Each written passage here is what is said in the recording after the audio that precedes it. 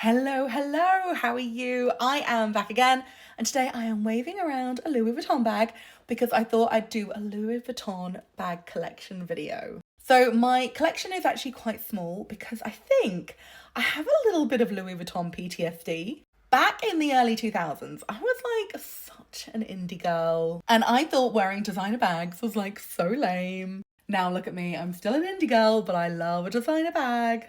And I remember at the time, like, Paris Hilton was huge. Everybody was like loving those metallic gold and silver bags, which I thought was so trashy, which is funny because now I would love one. And I don't know, I just wasn't like into the brand. I didn't vibe with the cherry print. I didn't vibe with all the rainbow colours, which is crazy because now I actually really want all that stuff. But back then, I just wasn't feeling it. Oh, what can I say? I was just too busy being like an indie girl. So as a result, it took me a while to get into Louis Vuitton, and now I'm there. I love it. I want more. I'm always on the scout for like more Louis Vuitton bags. And ironically, at the top of my wish list are all the bags that I hated 20 years ago. So there we go. Just goes to show everything comes back around and opinions change. So anyway, I thought I'd show you my bag collection, most of which were pre-loved. In fact, I think all of which were pre-loved. And I thought I'd share how much I paid and yeah, everything about them. So I should really start with this one because I'm waving it around. So this is the mini pochette, and it's very cute and very little. In fact, it's so little it doesn't even fit my iPhone in. For reference, I have the larger style iPhone, the Pro style, and yeah, it doesn't fit it in. So it is quite a tiny bag. That being said, I still think it's adorable, and I got it for such a good price. It was just £150. And also the other cool thing about this bag is you can actually unclip it and use it as a pouch to go inside another bag. Or you can use it as a bag charm. I will show you as an example, but here we go. You just hang it off another bag, and I'd probably add on a few scarves as well. But it's fun, it's cute, and honestly, it was a real steal.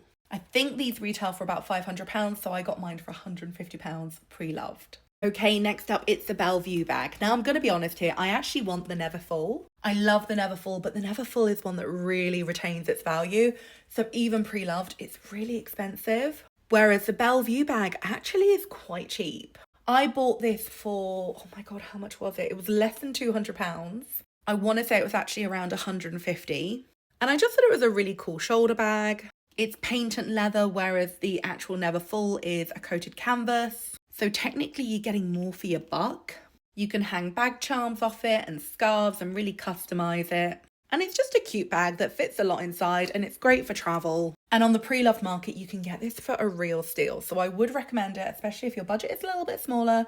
You want the Neverfull, you want a tote bag, but also this is a little bit different and it will save you a lot of money. In case you're wondering, you can fit it over your shoulder, but I would say it's more of an over-the-shoulder summer bag because in the winter with a coat, I think I would struggle to get this over my shoulders with a coat on.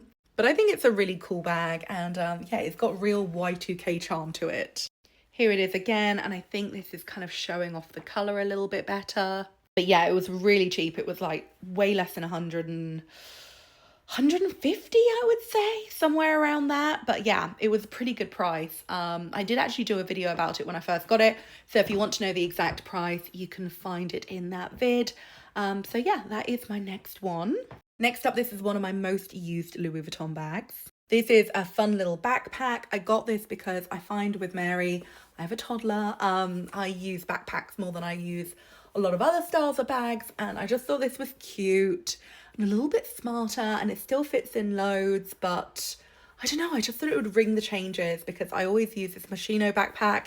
It's looking very worn and very old at this point, and yeah, I thought this was a good alternative. So I like this bag a lot. I like the way it sits and fits, and yeah, it fits a lot in. I feel good when I use it.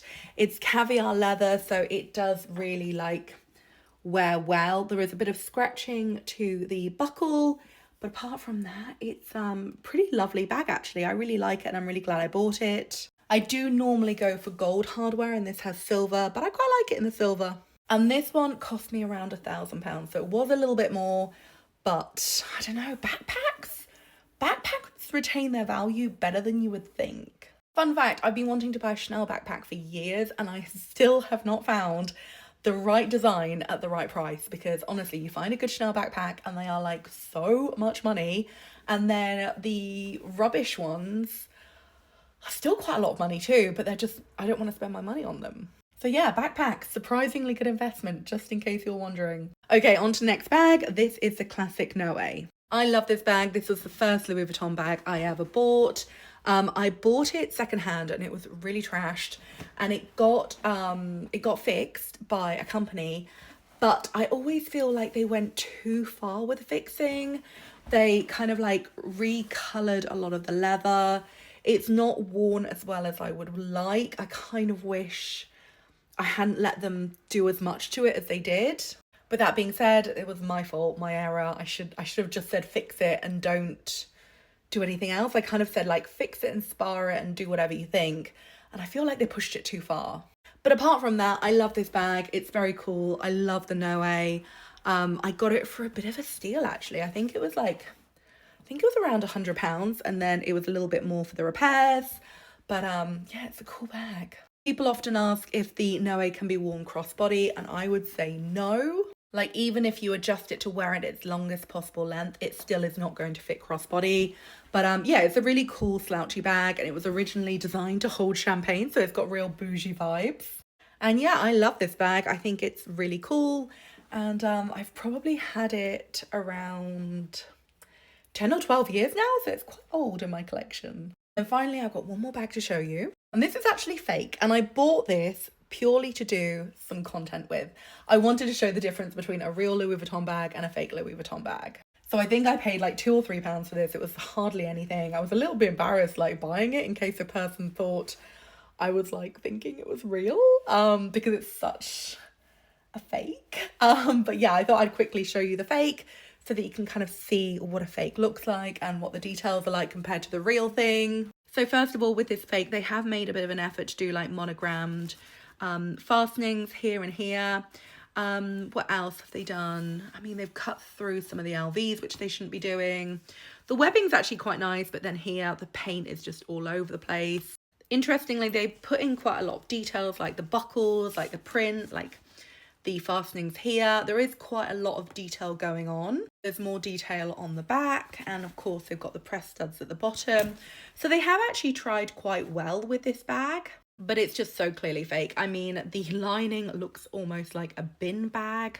The stitching and the paint around the label is so bad. They've tried to use Louis Vuitton zip pulls, but it does look a bit cheap and tinny. But yeah, just the overall finish, it's just not good. And yeah, they've kind of cut into some of the LVs, which they don't normally do. This is so cheap looking. But yeah, it's not the worst fake in the world. I can see why some people might think it was real, but it's definitely not. I mean, look at that. That's so embarrassing. Whereas if you look at this one, you can see the label looks a million times better. Here's a side by side. The top is obviously fake. The bottom is obviously real. Here are the zip pulls. Even though the real one on the left is tarnished and has kind of worn away, you can just see that the finish is so much like softer and less crude looking and less tinny and yellow than the fake. On the left we have the real one, and you can see the leather is just so much nicer, and the painted edge detail is just so perfectly done, and the lining is fabric and does not look like a bin liner. And I know it seems weird to have fakes in my collection, but sometimes I buy fakes just once in a while when they're really cheap, because I like to show the difference between the real one and the fake one, just, you know, for funsies, for educational purposes. Because I don't know about you, but I have been caught out in the past buying what I thought was genuine designer items, and they've turned out to be fake. So I really try to kind of share my knowledge of like, I don't know, like this is fake and this is why, so I don't let anybody else get caught out. Anyway, that's my video. That's my Louis Vuitton collection.